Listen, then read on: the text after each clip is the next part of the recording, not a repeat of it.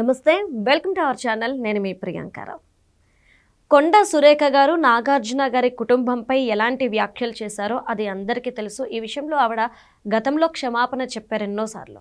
నాగార్జున గారు కూడా లేదు, కుదరదు అని చెప్పి ఆవిడ మీద పరువు నష్ట దావా వేయడం.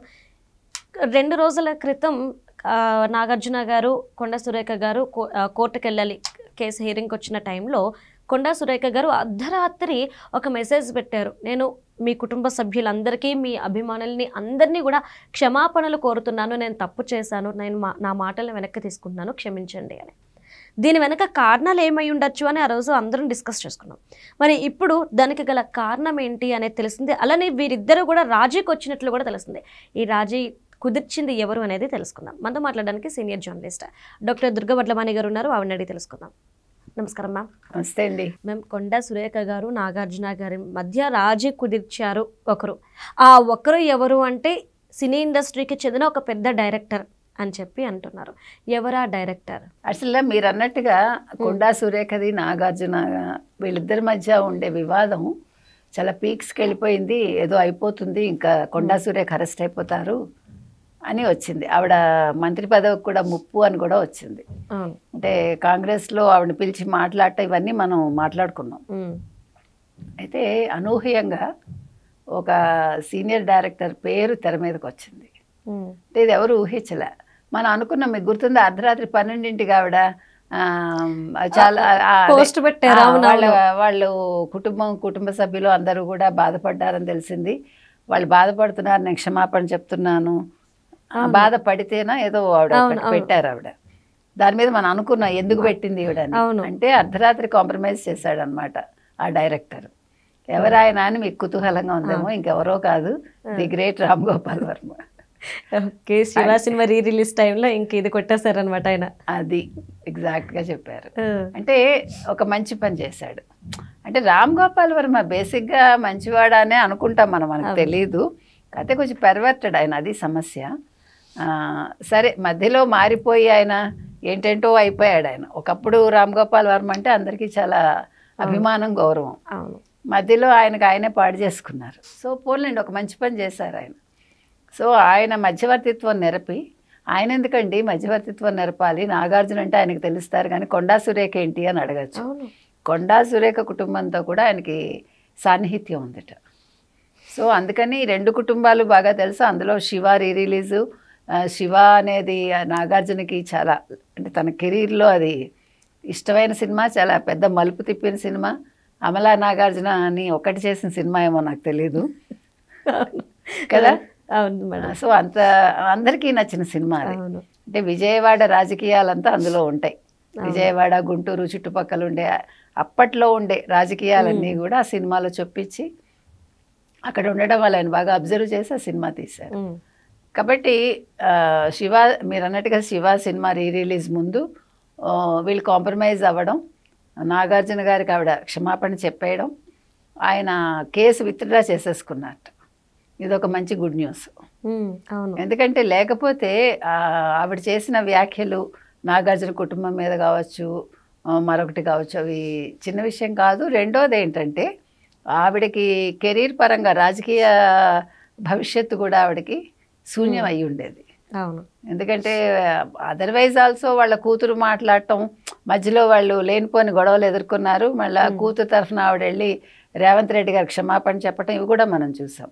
అంటే ఓ పక్క ఈ వివాదం, ఇంకో పక్క అక్కర్లేని వివాదాలు కూతురు మూలంగా. అందుకని వాళ్ళు రాజకీయాల్లో మొదటి నుంచి వివాదాస్పద వ్యక్తులు కానీ, ఆవిడ కానీ, ఆవిడ భర్త కానీ పేరు తెచ్చుకున్నారు, కొండా మురళి కూడా.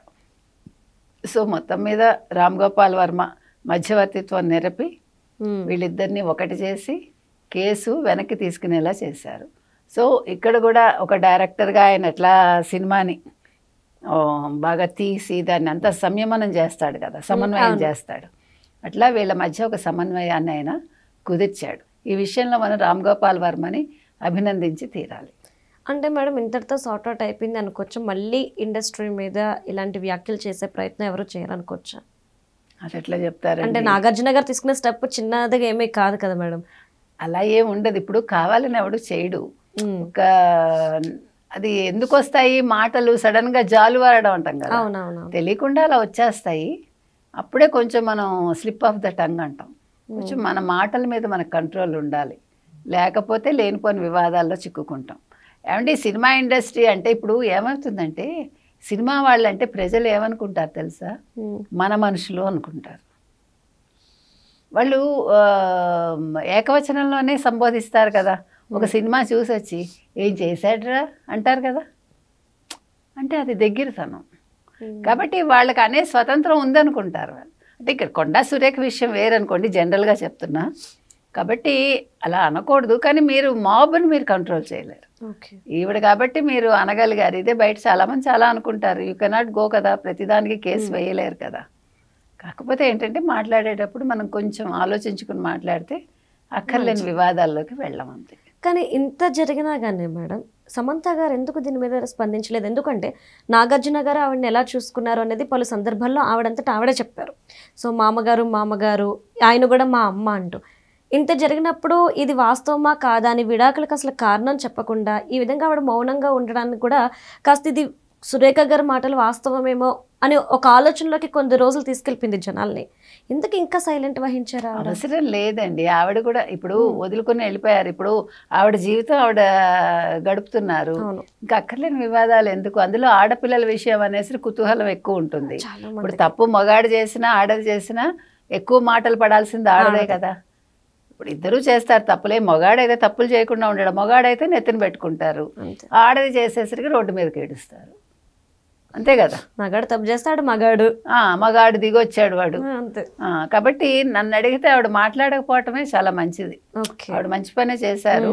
అక్కర్లేని అనవసరం అండి లాక్కుని పీక్కుని. నిన్నటి గురించి ఎందుకు? ఆవిడ ఇవాళలో హ్యాపీగా ఉండాలని అనుకుంటున్నారు, ఆరోగ్యం కూడా సెట్ చేసుకుంటున్నారు. Best let her be like that. ఎందుకు అనవసరంగా మన సమంత గారిని ఇందులోకి లాగి వేస్ట్. నాగార్జున గారు ఆయన కుటుంబ పరంగా ఆయన మాట్లాడాల్సింది మాట్లాడారు. ఇప్పుడు ఎవరికి సంబంధించింది వాళ్ళు ఆన్సర్ ఇచ్చుకోవాలి కాబట్టి ఆయన ఇచ్చుకున్నారు. ఇప్పుడు వాళ్ళతో లేరు కాబట్టి ఈవిడ మాట్లాడాల్సిన పని లేదని అనుకుని ఉండొచ్చు. ఇప్పుడు ఇంకా అలా కాదండి, ఇలాగండి, నేను ఇలా చేశానండి, వాళ్ళు అలా చేశారండి, ఇంక ఇది కొనసాగుతూనే ఉంటుంది. దానికి ఒక ఎండ్ ఉండదు. మీరోటనా నేరెండనా, నేరెండన్నా మీరు నాలుగనా, అవసరమా? అంతే. ఎక్కడికి వెళ్తుంది ఇది చెప్పలేము. అందుకని ఆవిడ చేసింది మంచిదే. అక్కర్లేని వివాదాలకు ఆవిడ వెళ్ళలేదు. ఉన్నవి చాలా ఆవిడకి, కొత్తవి తెచ్చుకోకర్లే. కాబట్టి అందరూ కూడా ఇంకా ఈ గొడవ సర్దుమణిగింది. ఎనీవే రామ్ గోపాల్ వర్మ గారు 2025లో మంచి పని చేశారు. Okay, right. Thank you so much ma'am. నమస్తే.